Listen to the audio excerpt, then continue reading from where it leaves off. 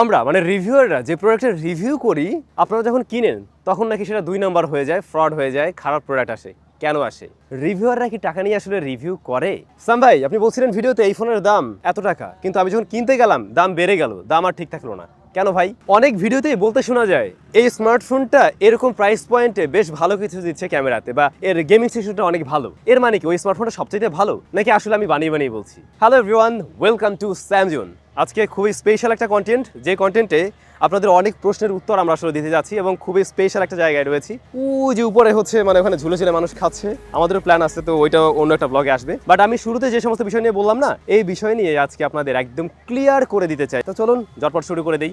Recently অনেকের কাছ থেকে আমি কমেন্ট পেয়েছি, বা মাঝে মধ্যে অনেকেই বলেন যে স্যার ভাই আপনি অমুক দোকানের বা অমুক শপের বা অমুক ব্র্যান্ডের একটা প্রোডাক্টের রিভিউ দিয়েছিলেন, আপনি মনে হয় টাকা খেয়ে রিভিউ দিয়েছিলেন, কারণ পরে যখন আমি এটা কিনলাম, কেনার 2 দিন পরে নষ্ট হয়ে গেল, বা ওইটার আমি কোয়ালিটি ভালো পাইনি, আপনি যেমনটা বলছিলেন তেমনটা ছিল না। তো আমাদের টিম মেম্বার্সরা তাদেরকে জিজ্ঞাসা করছিল যে ভাই আপনারা যে এই যে প্রোডাক্টগুলো কিনেন বা যেগুলো কিনে ধরা খেয়েছেন আপনারা বললেন, বা যে প্রোডাক্টগুলো ভালো ছিল না, এই প্রোডাক্টগুলো আপনি কার থেকে নিয়েছিলেন, কোন শপ থেকে বা কোন ব্র্যান্ড থেকে? যে সমস্ত শপ সম্বন্ধে আমাদেরকে জানা ছিল সেই শপগুলোর সাথে আমরা কোনো কাজই করিনি। ছোট ছোট অনলাইন বিভিন্ন শপ রয়েছে যাদের সাথে আমাদের কাজ করা হয়নি, বাট তারা যে কাজটা করে আমাদের ভিডিওগুলো চুরি করে নিয়ে তারা আবার সেগুলোকে প্রমোট করে বা বুস্ট করে। এখন এই বুস্টিং দেখে হয়তো অনেকে ভাবেন যে ওনাদের সাথে আমাদের কাজ হয়েছিল, বা ওনাদের সাথে আমাদের হয়তো কোনো পার্টনারশিপ আছে যে কারণে আপনারা তাদের থেকে কিনে নেন, বাট আলটিমেটলি তারা আপনাকে ফেক প্রোডাক্ট দিচ্ছে।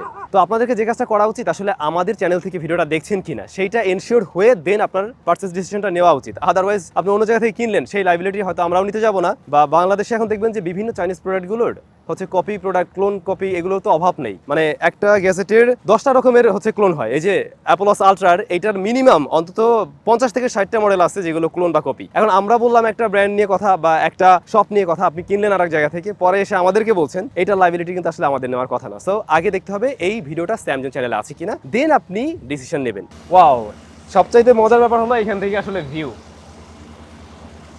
জোস। আচ্ছা, বাকি কথাবার্তা একটু ঝুলে ঝুলেই বলা যাক।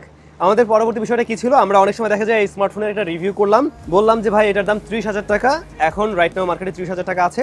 আপনি কিনতে গেলেন, গিয়ে দেখলেন না এটার দাম 35,000 টাকা হয়ে গেছে, বা 31,000 হয়ে গেছে, অথবা 32,000 টাকা।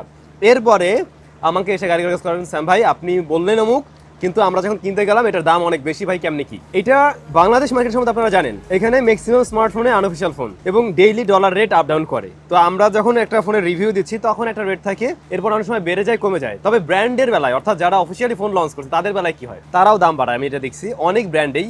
এটা হয়েছে লাস্ট 1 বছরে আমরা দেখছি মূলত বিভিন্ন কারণেই হয়তো ডলার রেট বেড়ে যাচ্ছিল, এবং ডলার রেটের কারণেই মূলত এটা হয়। একদম আসল কথা এটাই। তো ফোনের দাম বাড়ুক আর না বাড়ুক, এখন অনেকেরই প্রশ্ন থাকবে ভাই আপনি কোথায় বসে ভিডিও শুট করছেন? আমি এখন শুনে আছি আর কি। হ্যাঁ, কক্সবাজার এসে একটু ভেসে ভেসে চিন্তা করলাম যে একটু ভিডিও শুট করা যায়।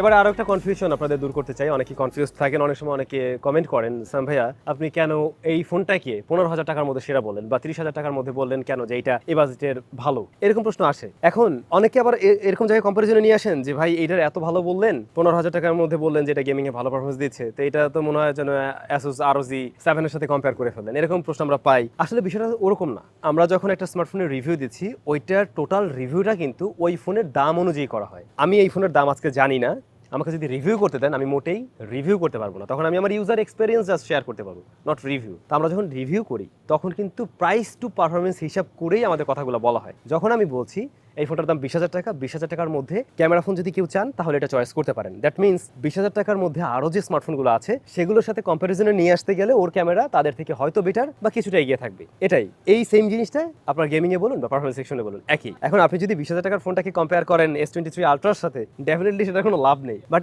এরকম ভাবেই অনেকে কম্প্যারিজনে নিয়ে আসেন, বা হয়তো আমাদেরকে অনেক উল্টোপাল্টা কথা বলে ফেলেন। ফাইনালি যে বিষয়ের জন্য ওয়েট করছিলেন, বাংলাদেশের রিভিউয়ারদেরকে টাকা দিতে হয় কিনা, বা তারা যখন ভিডিও করে সেই ভিডিওর জন্য ব্র্যান্ড কোনো ধরনের টাকা পয়সা দেয় কিনা, নাহলে আমরা কেন আমাদের নিজস্ব প্রোডাকশনে এত কষ্ট করে ভিডিওগুলো করছি, এই প্রশ্ন অনেকেরই আছে। কিন্তু বাংলাদেশের টপ লিস্টে যতগুলো চ্যানেল আছে প্রত্যেকটাকেই তার প্রোডাকশন কস্ট দিতে হয়, যে কোনো ব্র্যান্ড কি। এখন অনেকেই বলবেন, ভাই কি দরকার, রেমুনারেশন ছাড়াও তো আপনারা নিজেরা কিনেই রিভিউ করতে পারেন। হ্যাঁ, রিসেন্টলিও তো করেছি, অনেক সময় করা হয়, কিন্তু বাংলাদেশের অ্যাডসেন্স এটা নিয়ে যদি বলতে চাই, ভাই একটু আসবেন। এই যে একজন কন্টেন্ট ক্রিয়েটর আছে আমার সাথেই, ওনাকে জিজ্ঞাসা করেন যে আসলে বাংলাদেশে অ্যাডসেন্স আমাদের কি দেয়। যা দেয় তা দিয়ে আমার মনে হয় না যে মানে ঢাকা শহরে আমি থাকতে পারবো। আপনার প্রত্যন্ত অঞ্চলে, গ্রাম অঞ্চলে আপনি চলতে পারবেন কিনা এটার কোনো গ্যারান্টি নেই। এই হচ্ছে বিষয়। আমি অনেক বিষয় যেগুলো ভিতরের বিষয় আজকে আপনাদের সাথে ক্লিয়ার করলাম, আশা করছি আপনারা বুঝতে পারবেন। এরপরে যদি কারোর মানে এই বিষয় নিয়ে আরও বিস্তারিত জানার থাকে অবশ্যই আমাদেরকে কমেন্ট করবেন। আর কারো খারাপ লাগলে আমি ক্ষমা চাচ্ছি আপনাদের কাছে। আর যারা জানতেন না তারা তো জেনে গেলেন। সবাই ভালো থাকবেন, নিশ্চয়ই আবারও দেখা হচ্ছে নতুন কোনো ভিডিওতে।